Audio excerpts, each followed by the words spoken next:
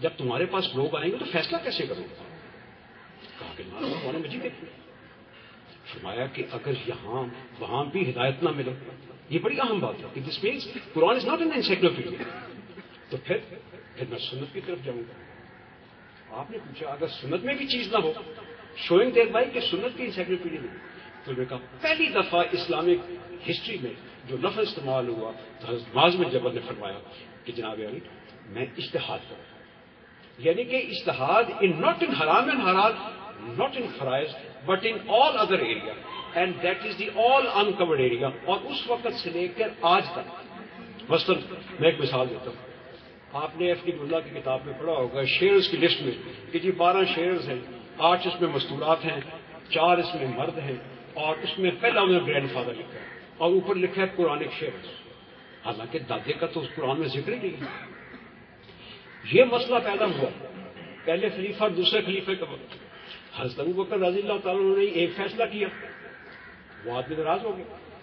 حضرت عمر رضی اللہ تعالیٰ نے دوسرا فیصلہ کیا. یہاں سے دیکھیے کہ ریویو کی جورسڈکشن پہلے دن سے اسٹیبلش ہو گئی, اجتہاد کی اور ریویو کی, اور کوئی شرم کی بات نہیں ہے. ہیڈ آف دی اسٹیٹ حضرت عمر اور حضرت علی جیسے جورسٹ دنیا میں کہیں پر, ان لوگوں نے اپنے فیصلوں سے رجوع کیا ٹو ٹیل دا پیپل کہ اف یو ڈیسائڈ. اسی لیے حدیث ہے کہ جو شخص فیصلہ کرے اگر وہ غلط بھی ہو تو 1 ثواب, اگر وہ درست ہوگا تو اللہ تعالیٰ 2 ثواب دیتے ہیں. یعنی کہ ایپلیکیشن آف مائنڈ کو اللہ تعالیٰ نے اتنا پسند فرمایا.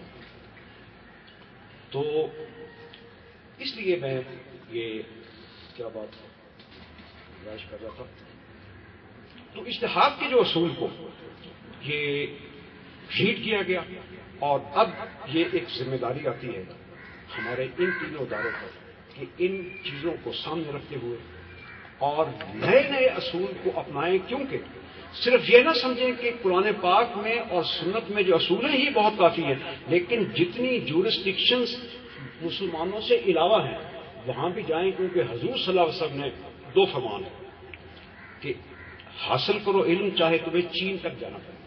اب چین میں جا کے فقہ تو نہیں پڑھنا چاہیے, چین میں جا کے توحید کا سبق تو نہیں لینا تھا, توحید میں جا کے نبوت کا سبق تو نہیں لینا تھا, نماز کا طریقہ تو نہیں پڑھنا تھا.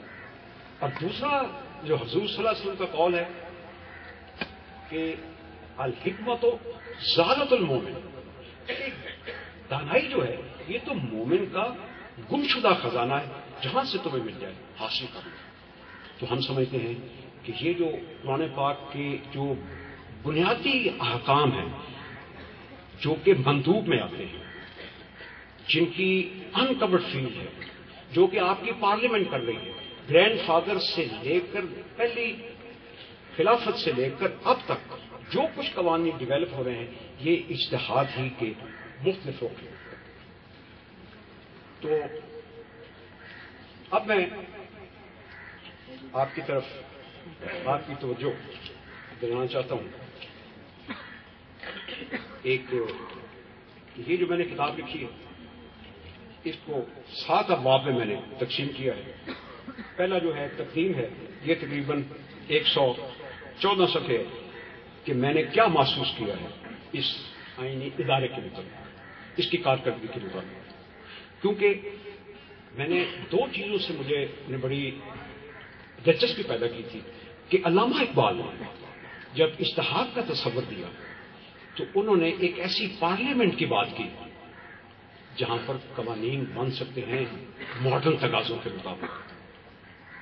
تو جب میں تاریخ پڑھ رہا تھا تو میں نے دیکھا کہ سب سے پہلے 1906 میں جب تحریک مشروطیت چل رہی تھی ایران میں, آئین کی جنگ چل رہی تھی, تو اس وقت سب سے پہلے یہ شک رکھی گئی کہ پارلیمنٹ جو قانون بنائے گی اس کو علماء بیٹھ کے دیکھیں.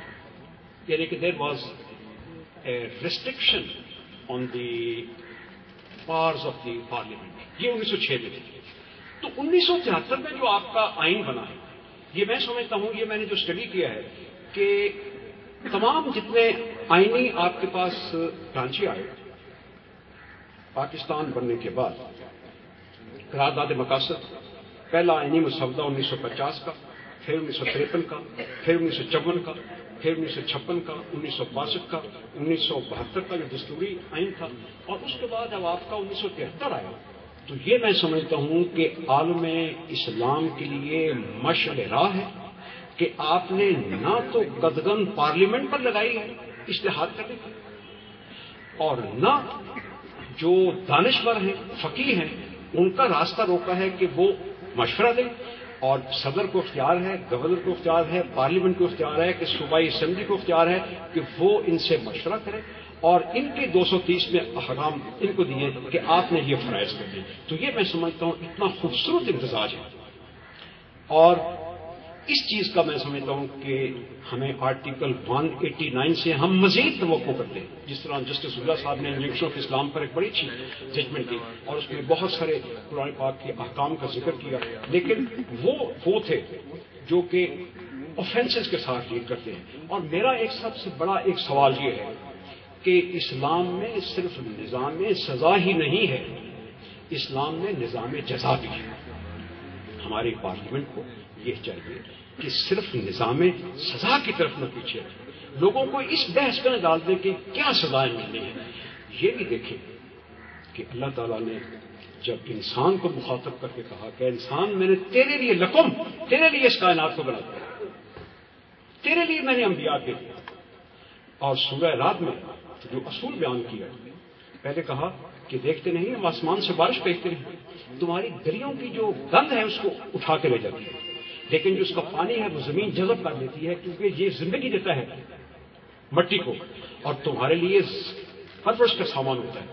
اسی آیت کا دوسرے حصے میں کہا کہ دیکھو جب تم دھات کو گرم کرتے ہو تو اس کی جو تلچھٹ ہے وہ اوپر آ جاتی ہے، اس کو تم پرے ہٹاتے ہو، اور جو خالص رہ جاتا ہے اس سے زیورات بناتے ہو، اس کو اپنے دفاع کے لیے استعمال کرتے ہو. اور اس کے بعد ایک بہت خوبصورت اصول بیان کر دیا ما ينفع الناس، کہ اس دھرتی پر صرف وہی نظام قائم رہے گا جو کہ لوگوں کی منفعت کے لیے، لوگوں کے نفع کے لیے. تو ہمارا یہ اصرار ہے کہ عدلیہ کو، انتظامیہ کو، مقننہ کو، این جی اوز کو، لا کالج کے طالب علموں کو، آپ کو یہ سوچنا چاہیے کہ ہمیں قرآن و سنت میں انسان کی جزا کے جو قوانین ہیں ان کو ہم نافذ کروانے کی کوشش کریں اور ان کو انڈرسٹینڈ کرنے کی کوشش کریں. اس کے بعد میں نے پھر قوانین کی اسلامی تشکیل کے مطابق جو 16 رپورٹیں اب تک اسلامی زیارتی کونسل نے دی ہیں ان کی میں تجویز پیش کرتی ہوں.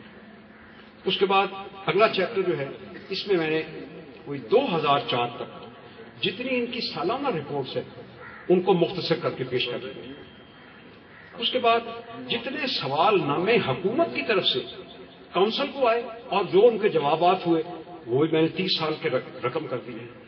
اس کے بعد ہماری موضوعاتی رپورٹس آتی ہیں معیشت کے متعلق، ربا کے متعلق، جس کے میں سمجھتا ہوں کہ ہمارے غازی صاحب کا بہت کنٹریبیوشن ہے. پاکستان میں یہ وہ شخص ہیں جنہوں نے ربا کے مسئلے پر بہت سے مسائل کو حل کیا ہے اور ہمیں سمجھنے میں یہ مدد دی ہے. ان کا بہت بڑا کنٹریبیوشن ہے. اس طرح کے قانون حق شفا، دیت آرڈیننس، میں نے ایک حدود آرڈیننس کو دانستہ شامل نہیں کیا تھا کیونکہ وہ میری ایک سیپریٹ اس پر کتاب ہے.